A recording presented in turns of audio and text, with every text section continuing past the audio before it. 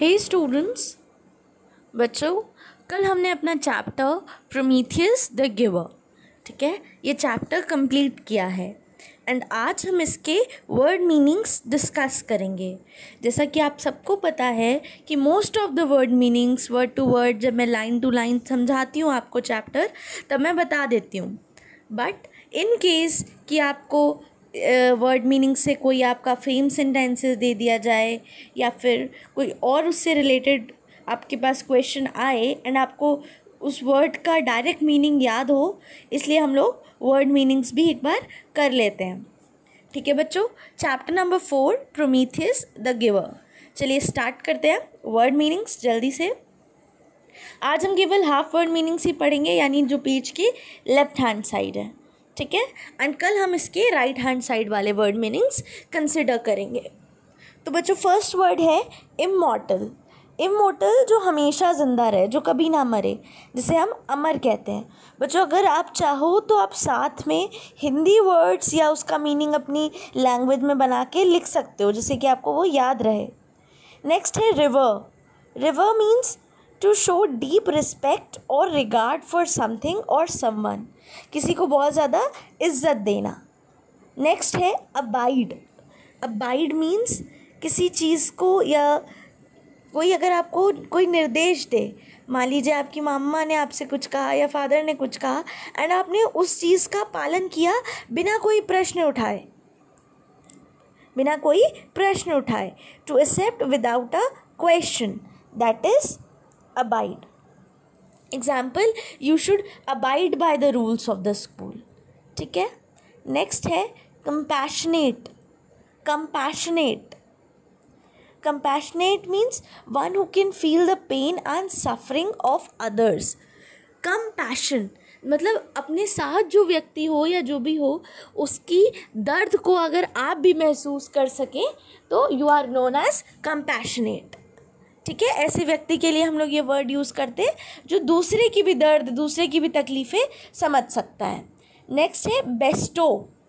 Bairstow means किसी पे अब कुछ चीज़ें शावर कर देना, to shower somebody with gifts और ब्लेसिंग्स। जैसे हम लोग को बड़े लोग आशीर्वाद देते हैं, ब्लेसिंग्स देते हैं, तो वो हमें उससे बेस्टो करते हैं, ठीक है। नेक्स्ट है plough. Plough means to turn up the soil for farming. ये आप देख सकते हो कि जिसके घर में या फैमिली बैकग्राउंड में फार्मिंग होती हो, उसे पता होगा कि जो मिट्टी होती है पहले उसको क्या करना पड़ता है, उसकी प्लोइंग करनी पड़ती है। उसको आपको क्या करना पड़ता है, मिट्टी एक टाइप्स पे खोद के उसको जो मिट्टी होती है उसको रेडी करना पड़ता है क्रॉप्स उगाने से पहले, राइट, दैट इज़ प्लोइंग। आप इसको एसोसिएट करिएगा तो आप समझ जाएंगे। आप देखेंगे कि फील्ड्स में 2 बैलों को लेकर उसको खींचा जाता है, तो उससे जो मिट्टी में होता है that is known as ploughing.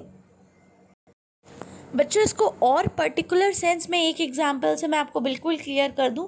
जो हम खेतों को जोतते हैं हल की मदद से, उसी को प्लोइंग कहते हैं, ठीक है। अब क्लियर है। Expedite, to make something happen faster, किसी चीज़ को और जल्दी करवाना। प्रेडिक्ट, पहले से ही फ्यूचर बता देना। टैक्टलेस, बिल्कुल केयरलेस हो, जो सेंसिटिविटी ना हो, स्किल ना हो। इम्प्रूडेंट, जो केयरफुल ना हो, ठीक है। Fathom, to measure the depth of, किसी चीज़ की गहराई को समझना या समझना कह सकते हो। रैथ मतलब गुस्सा। Then vengeance, punishment inflicted for having caused harm, किसी को अगर आपने हार्म पहुंचाया उसके बदले में जो आपको पनिशमेंट मिलेगा उसको वेंजियंस कहेंगे। प्रीडिस्टाइन, जो पहले से तय हो। स्टाफ, एक स्टिक होती है जिसका कुछ स्पेशल काम होता है, जैसे चलने के लिए आप उसे यूज़ कर सकते हो। पिथ, बोन का soft central part of bone. Feather, plant, किसी भी चीज़ का सॉफ्ट सेंट्रल पार्ट होता है उसको पिथ कहते हैं। हॉरेंडस, और ये बच्चों जो पिथ होती है वो आपकी हॉलो होती है, ठीक है। हॉरेंडस, बहुत ज़्यादा टेरेबल, ड्रेडफुल, परेशान, मतलब बुरा सा आप समझ सकते हो।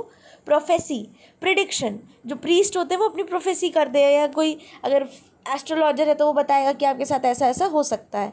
ट्रांसफॉर्म, बदल देना। विजिलेंस, अलर्ट होना। इंस्टिगेट, किसी चीज़ को प्रोवोक करना, मैंने आपको इसको बहुत डिटेल में समझाया था बच्चों, अभी हम टाइम नहीं वेस्ट करेंगे इस पर। To kill 2 birds with 1 stone, मतलब एक तीर से 2 निशाने लगाना, यानी एक ही बार में आप 2 प्रॉब्लम्स को सॉल्व कर ले जाते हो। ठीक है, तो आज आप केवल इतने वर्ड मीनिंग्स अपनी फेयर नोटबुक में लिखेंगे, कल हम नेक्स्ट देखेंगे।